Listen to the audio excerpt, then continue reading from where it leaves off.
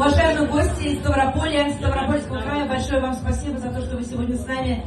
Я в восторге от вас, вы удивительные, очень веселые, позитивные люди.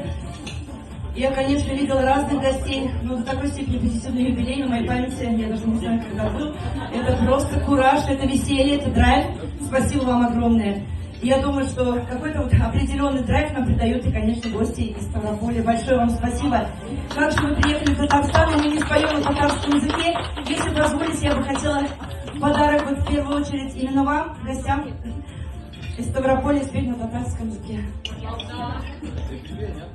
Будем рады.